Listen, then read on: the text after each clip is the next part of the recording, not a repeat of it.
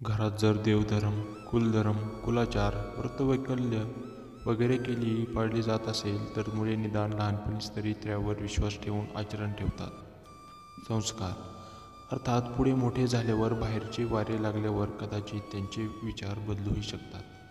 फार विश्लेषण न करता एवढंच सांगता येईल की आपल्याकडील कुख्यात आणि भ्रष्ट राजकारणी लोकांची मुलंसुद्धा लहानपणापासूनच राजकारणात रस घेतात आणि कमी वयातच आपल्या प्रभाव क्षेत्रात आपली ओळख करून देतात. संस्कार एखाद्या घरात पाश्चिमात्य वातावरण असते. अशा घरातील मुले त्यांच्या बोलण्या वागण्यामुळे चारचौघात आल्यावर लगेच ओळखता येतात. तसेच एखाद्या घरात पारंपरिक वातावरण असेल तर अशी मुलेही चारचौघात आपले वेगळेपण दाखवतात. एखाद्या व्यावसायिक कुटुंबात व्यावसायिक विषयक गोष्टी मुले लहानपणापासूनच ऐकत असतात. त्यामुळे बरेच वेळा त्यांची विचार करण्याची पद्धत तशी होते. आईवडील व कुटुंबातील अन्य व्यक्तींच्या वर्तनाचा तसेच घरातील एकूण वातावरणाचा मुलांच्या वर्तनावर फार परिणाम होतो.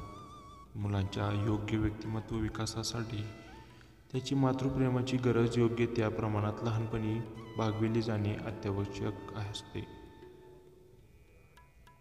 ज्या मुलाला प्रेमळ, वत्सल, सद्वर्तनी, फाजील लाड न करणारे व अपत्याच्या योग्य विकासाची काळजी घेणारे आईवडील लाभतात, त्यांचे व्यक्तिमत्व योग्य रीतीने उमलते.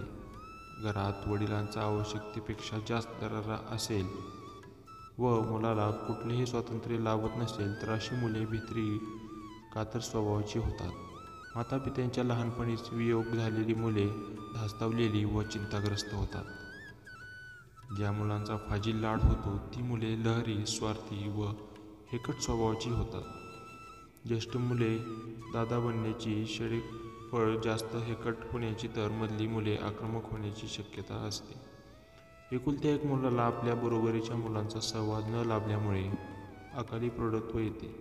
लहानपणीच मुलांकडून पालकांना ग्रामगीता, ज्ञानेश्वरी, विविध आरती संग्रह, हरिपाठ पाठ करून घेतले तर मोठेपणी आपोआप मुलांवर चांगले संस्कार होतात. मुलांना वयाच्या 10 वर्षापासूनच नियमित योगासन व व्यायामाची सवय लावावी.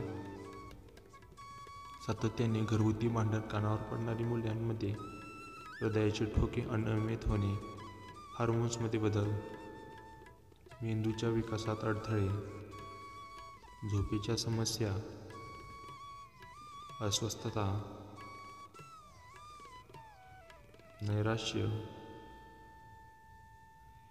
यासारख्या गोष्टी दिसून येऊ शकतात. वडिलांची भांडण पाहून मुले स्वतःला असुरक्षित समजू लागतात. एकतर अति आक्रमक बनतात किंवा आत्मविश्वास गमावून बसतात. या परिस्थितीला आपणच कारणीभूत आहोत अशी भावना मनात निर्माण होते. अशी मुले जास्त भांडखोर होतात. इतर लहान मुलं खेळताना अतिशय आक्रमक दिसतात, घाणेरडी शिवीगाळ करतात. आपलं म्हणणं मांडण्यासाठी आक्रमक भांडण हाच एक मार्ग आहे असा गैरसमज त्यांच्या मनात निर्माण होतो. काही उदाहरणांमध्ये मुलांना गोष्टीला कसं रिॲक्ट करावं ते कळत नाही. त्यामुळे ते शांत राहू लागतात. अशी मुलं स्वतःला आक्रमक घेतात.